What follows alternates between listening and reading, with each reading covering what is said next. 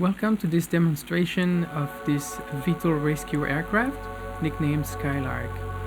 The code stands for Fast Response Aircraft, and then with a random number afterwards. Climbing to the cabin, I can here press the door. This door is made to function both above ground and on water. On the water, it will automatically close after a few seconds to avoid flooding. On the ground, it will remain indefinitely open until we press the button. Right. The controls can be a little bit intimidating, and that is because this aircraft is rather complex. First to notice is the fact that we can pivot the nacelles of the engines to change the type of flight. They start by default in VTOL, but here we are in a closed hangar, so we need to change to standard flight mode. They are quite fast and reactive, which is needed for the controls. However, that means that transitioning on the ground or on the water from different forms of taxiing can be a little bit unstable. So for such maneuvers, there is maybe a few extra steps. But for now, we are static and the engines are not started, so we can just switch it here. Here we have a few lights.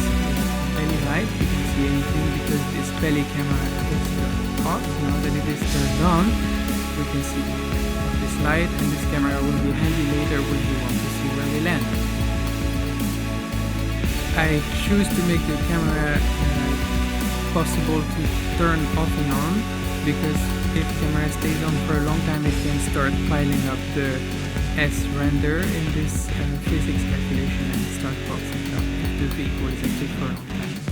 We also have some headlights that will just illuminate the front of the engine of the airplane, and we have some taxi lights which are located on the strut of the landing gear, which means that they will turn together with the landing gear. Also notice that my yaw axis is a little wonky. That has to do with the joystick, nothing to do with the design of the aircraft or the microcontrollers.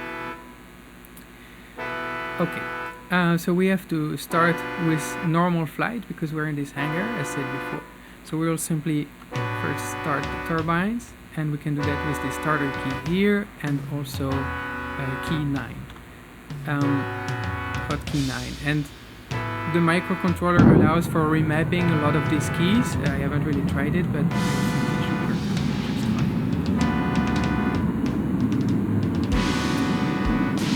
Here it says that axis 4 controls the collective, and that is true for VTOL flight, but actually for normal flight, I should probably update the description, it means that it is controlling simply the throttle when I push forward, and the brakes of the landing gear when I push backwards. The collective is set fully to 1 in normal flight, so its axis 4 is then not controlling it, and then conversely, in VTOL mode the throttle is fixed to 1 and the collective is controlled with this axis, which for me is mapped on the keyboard to shift and control on the left side. That is really up to you how you want to do this. I put about 2 bars here on the indicators, and that is a nice power for taxiing. Switch more. Oh, which I forgot, of course, to undo the handbrake on the landing.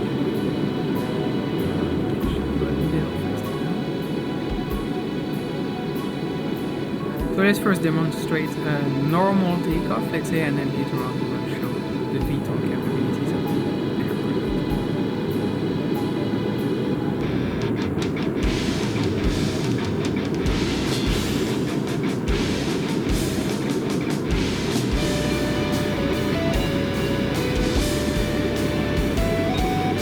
Here on the screen, on top we have the collective, so like actually is now 100% in normal flight, and below is the angle of the nacelles, which in standard flight should be around 70 degrees from the vertical.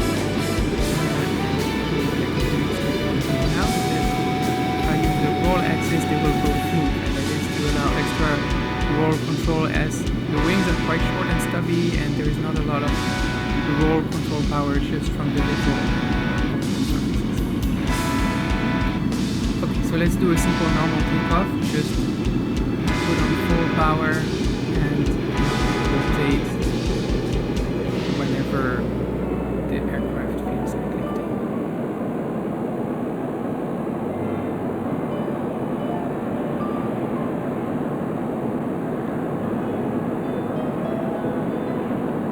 The aircraft does, as I explained, it can roll, but anyway, in this game, the roll is not really used to make turns, which is not how a real aircraft would do it. We're mostly working with the yaw axis to control the heading. At least that's what works best in my experience, even though the yaw axis on my joystick is a little old. But it's a good thing that we have the autopilot for that, so if I press 2 it will lock the heading into place. And also the roll as well, otherwise the control algorithm is a lot more complex. And also the altitude hold will lock the roll as well, so either of these two buttons, 1 or 2, and those two blue light, will lock the roll into place. I can also fold the landing gear with button 8.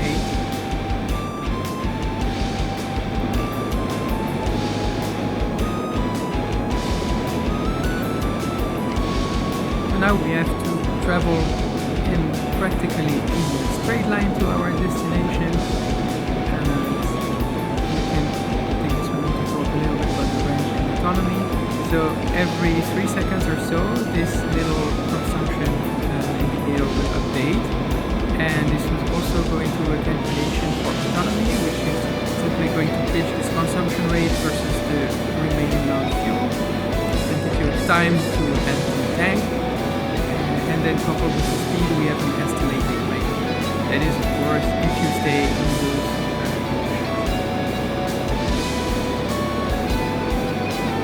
and like I said, when we're in VTOL mode, the throttle is automatically fixed to 100%, which means that we're consuming the most fuel. So the VTOL mode is really not optimal when it comes to consumption.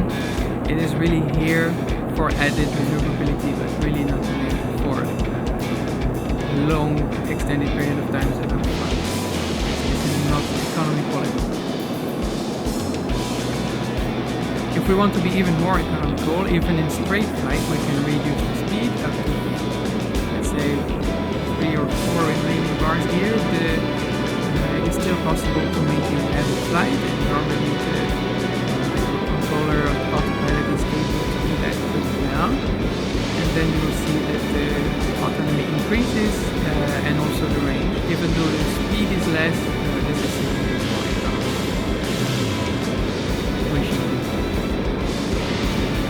But let's say I want to go to target fast, I can put back some throttle.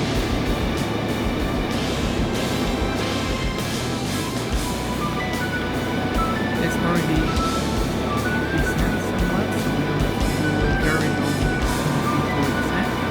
If I pass the 20 meter per second descent rate, it will start to beep. I can set the alarm this way. We can make it a little less sensitive by just changing the property of the controller. 200 meter is pretty nice. Altitude holding.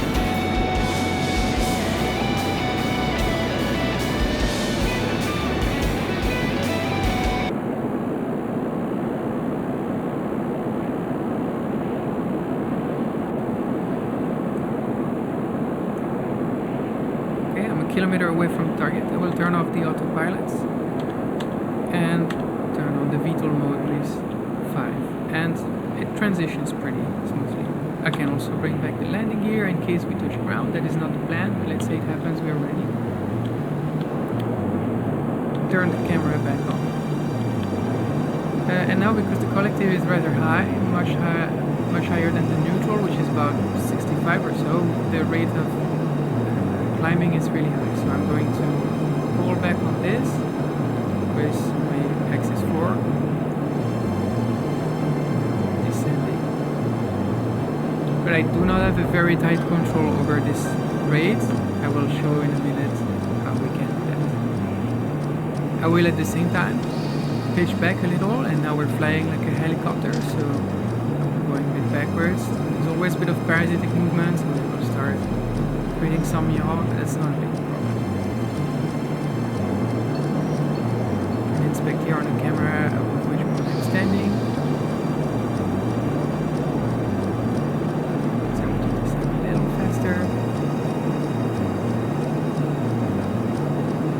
now I want to hover, so I will press 3. It will go in auto hover mode, and I can refine my position without having to worry about altitude. So that's button 3.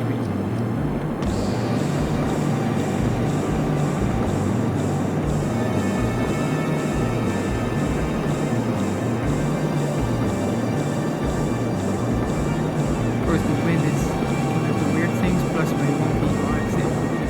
Okay. As I'm happy with this position, I can press 4, and that will also lock my XY position using the physics sensor, and my ground speed will progressively go to 0. But depending on the wind, there will be sometimes a little bit of wobble, but yeah, the PID tuning doesn't allow for so much variation. Okay, I'm in hover mode, but let's say now I want to descend in a control way, so I can now press 6, which will make this button blink, and this will fix the descent rate to 4 meters per second. So I don't have to worry about finishing the axis 4, I just have to let it gently descend. I'll briefly reset the XY lock, that will help a little bit with the wobble. Okay, the wind shears have a range of about 40 meters, so yeah, if I'm 30 meters above ground I can fully use them, so I will press 6 again to deactivate the descent and then back into normal altitude mode. And now for the interesting part, I can go further by the aircraft, and there is 4 harnesses. Using the one that's black, that's the one that has control over the windshield. I will enter it, press space to open the door, and then button 3 to go down. It's a little bit acrobatic. The nice thing is that we're controlling all those harnesses together, so we can put some survivors. Okay, where exactly is this emergency? Always in countries. That's not going to do very well because you cannot put an unconscious person in here. However, you can then take the defibrillator from here, revive the person for a moment, apply first aid and foot measure, and now they can put in the harness. I'm going to put it in here. And then we go to the jumping button. Spotlight button. Which is very useful today. Now we can see our rescued person here. Now I can press space again to close the doors. Sometimes it needs a few presses, I'm not sure why the object. And I can put this person directly in medical bed, so I don't have to worry about the HV line. Okay. Now the next part of the mission is simply flying this person to hospital. So which one do I want to go to? This one is close by, but there's not really a nice flat landing area. So I actually like to use this one because it has a designated helipad. We will have to be careful about these places here that have a higher altitude, so we do not want to bump into that. For the rest, it's pretty simple. So here I could first deactivate the auto hover and then put the collective into a high and leave the XY lock in place, but that tends to lead to instabilities because the XY lock will want to control a lot of the collectives and pitches, and we kind of run out of range on the angles of the blades. So it's best to not use the XY lock when we are not in hover flight. We fold the landing gear for good measure and go to standard flight. And as you can see, I don't lose a whole lot of altitude before it's stable again, so that is really an advantage of this aircraft. The jet version really had trouble adjusting to the change of thrust and the balance of the forces, but this one handles it really fairly well. Let's say I'm happy with this altitude and heading, and I will lock both with the autopilot, turn off the camera for now, turn off the lights because we have a bright day.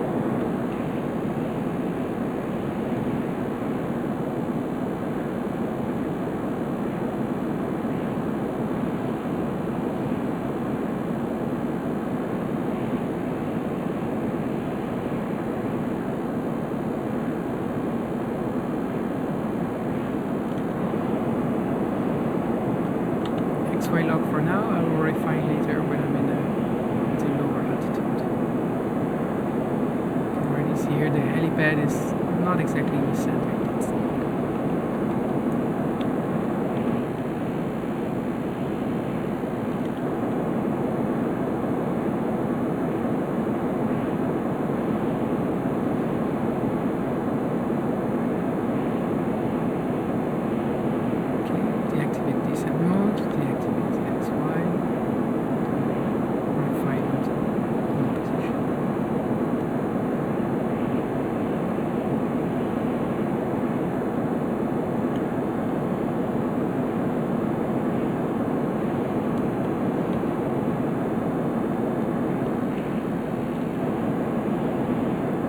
The landing gear handbrake is on to avoid any undesired sliding once I reach the ground.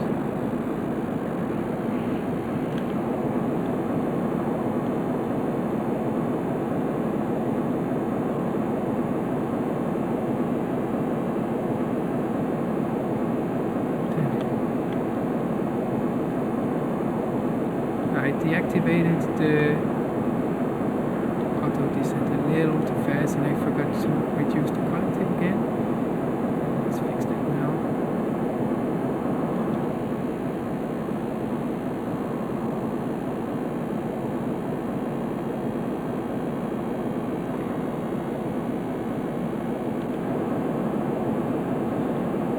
And I can now turn off the engines.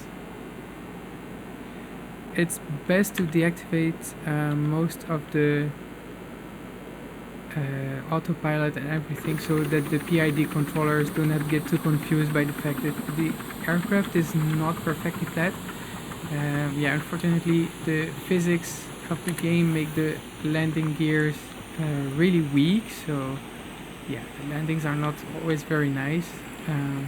This aircraft can take it, but it's best to turn off all the PIDs and the autopilots.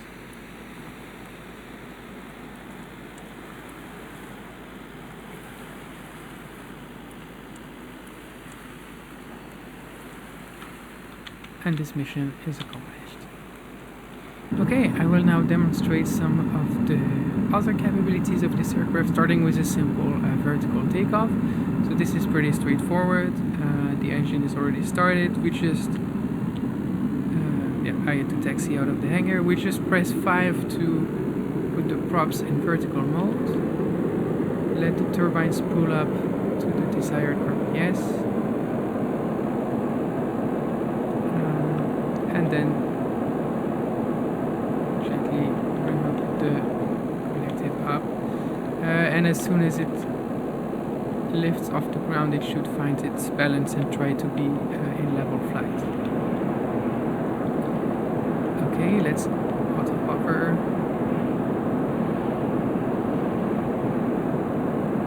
Turn towards the waypoint. And we can do a little bit of helicopter flight. Like I said, this is really not the most optimal for consumption, but this is perfectly doable if your joystick doesn't have a jittery yaw axis.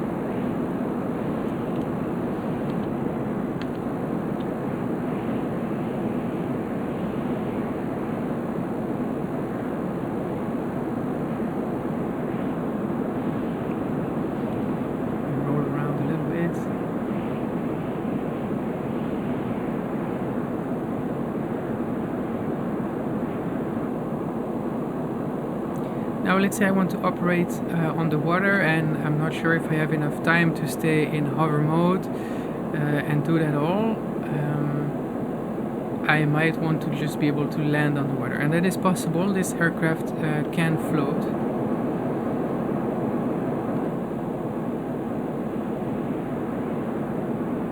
And it can also move on the water, but that takes a little bit of practice, and that's what I would like to show. It's the same as landing on land, so we don't need landing gear, we're going on the water.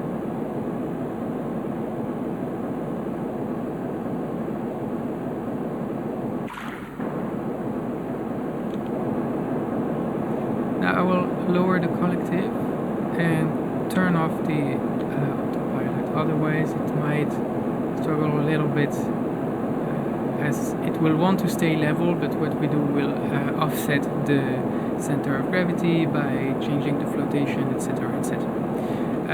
I will also demonstrate how the doors work. So here it says, yeah, the water level outside is unsafe. I can still open the door for a short period of time. Some water gets in and will close very quickly. So if I have a lot of survivors to rescue, it will be a little complicated to bring them in one by one, which is why hover mode is a little more convenient to get them in groups of 3. This door will also refuse to open if the water level outside is unsafe. However, there is this hatch on top that opens for a few more seconds and then you can transfer to here. But yeah, there is also a pretty tight timer on it to avoid any risk of floating in high water, but there's a lot of ways. And you can also at worst use this rescue exit. I believe this one stays open indefinitely, but yeah, then you have no protection against floating.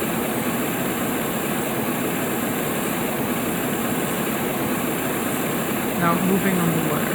If I were to just now press 5 and go into straightforward mode, it does this, which is not really convenient, and that has to do with the speed at which the turbine gets to the desired RPS. So, well, it works, but at your own risk. So it's best to, if you want to go into taxi mode from VTOL mode, first deactivate the engine, wait for the RPS to drop,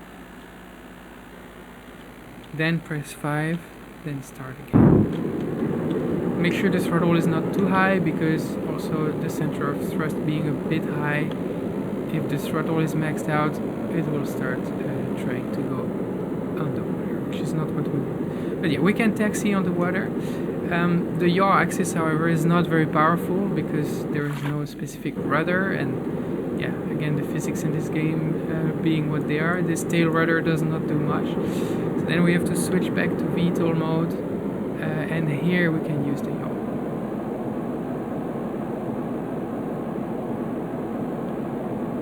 And if I want to taxi straight ahead again, I have to turn the engines off and move to standard flight, or I can also pitch forward a bit, and it will have the same effect. A bit slow, but can be nice to approach a vehicle that we might want to get close to. And of course I can simply take off from this position again by raising the collective and do a normal takeoff. That's it. I hope this helps you understand this vehicle and makes you able to use it and all of its capabilities. Lastly, a quick look at the microcontroller. So as you can see, it is quite a complex one, and this is why, again, some of the functionalities may seem a little bit limited, especially with the autopilot. But yeah, just to put this together takes quite a lot of effort, a lot of PID tuning as well, and all of these PID parameters can be adjusted afterwards. So should you want to design a similar aircraft but with different mass, different inertias, different control surfaces, etc., you may reuse this controller and have to redo all the tuning again. You can also adjust the sensitivity of all the controls, and also there is some non-linearity. So essentially, if you put this slider to the max, the control law of the control surface is a cubic law rather than linear, so it's less sensitive in the center, more sensitive in the edges, and you can mix that in with a ratio. And here those 5 ports are essentially for tuning the PIDs using the numerical keypads and some displays to check whatever variables you want. And if you really want to keep this one compact, once you've done tuning it, you can reduce the length. Those 5 ports are only for tuning.